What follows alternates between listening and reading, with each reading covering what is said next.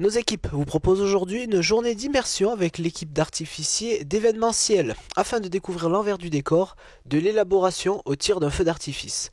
On écoute Alain, ancien fabricant de feux d'artifice, qui va nous expliquer la phase de préparation avant le jour J. La préparation, il y a plusieurs étapes. Il y a déjà la partie conception. Donc, en fonction d'un site, bien sûr, on va d'abord faire des repérages sur site. Ensuite, par rapport à ça, on va créer une bande son, bien sûr, en fonction des idées de ce qu'on veut faire. Et à partir de cette bande son, de cette histoire, nous allons bien sûr sélectionner et adapter des produits.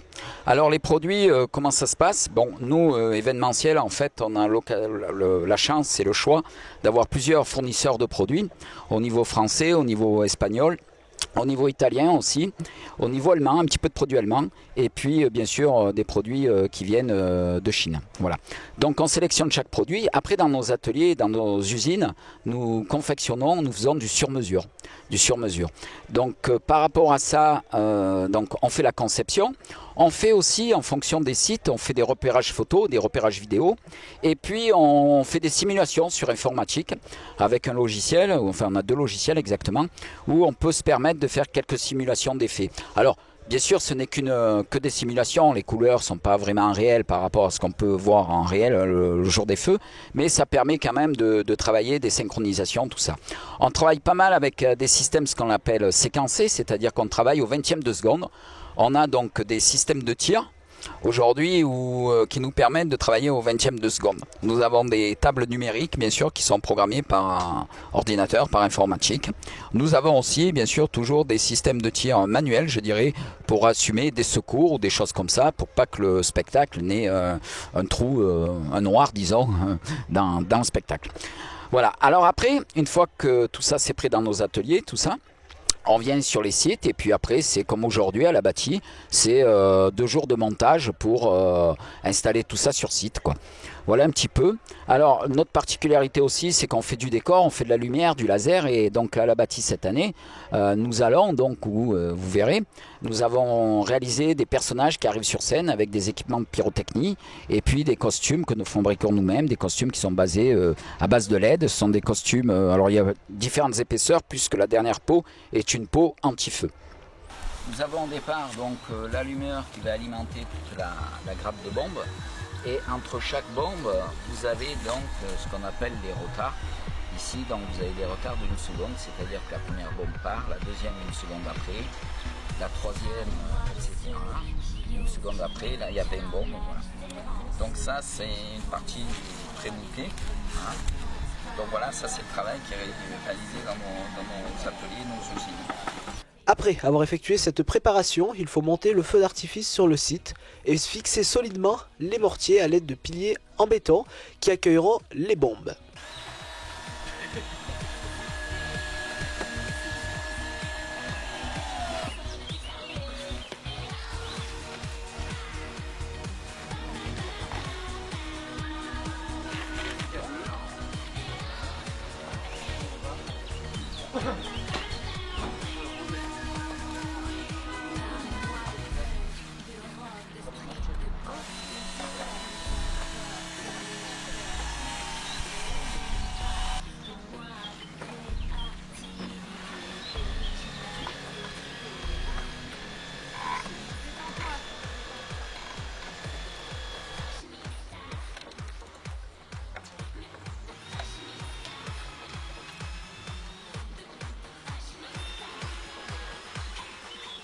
Une fois toutes les fusées et effets en tout genre mis en place, ne reste plus qu'à brancher les allumeurs, ce qui déclenchera le départ à un boîtier relais afin de constituer des parcs.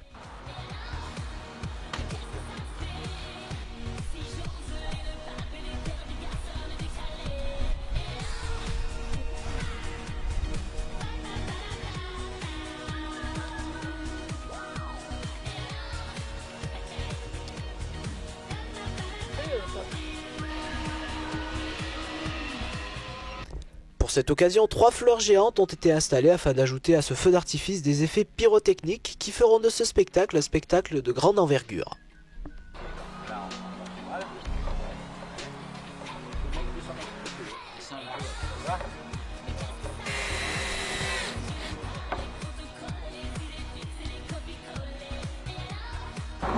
Donc là, nous réalisons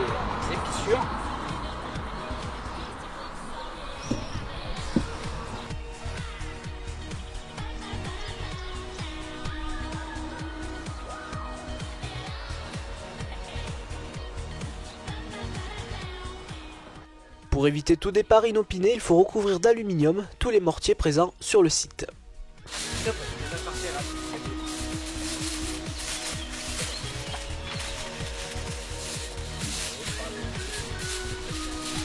Arrive le tour des boîtiers relais qui ici comportent 8 lignes et qui permettent de brancher plus d'artifices sur un même séquenceur.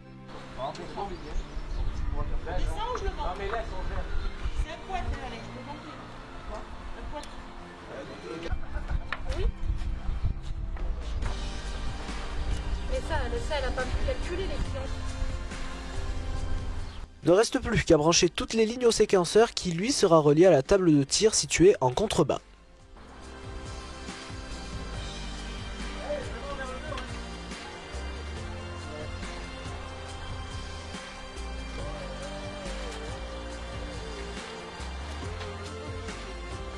Tout est prêt, ne reste plus qu'à créer les lignes, créer des passe-câbles, ici 2 km de câbles auront été nécessaires, finaliser les décors et répéter avec les artistes avant leur passage sur scène.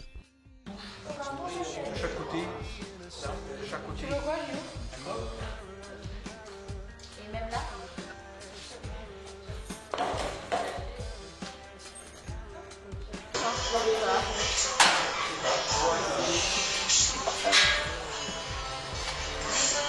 Le jardin. Là, tu rentres, descends.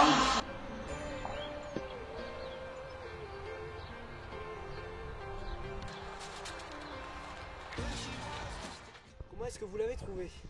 Alors, moi, déjà, il n'y a pas eu de vent pour une fois à la bâtie, donc je suis ravi de ça.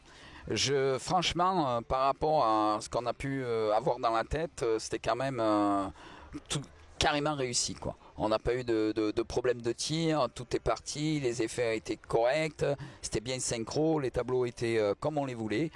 C'est vrai qu'on a un grand ciel et voilà, on est des peintres en ciel, hein, on se sert de ce ciel où on a la plus grande toile du monde pour s'exprimer. Au terme de cette journée d'immersion, vous avez découvert l'envers du décor et vous pouvez retrouver ce feu d'artifice en intégralité sur tv16.fr.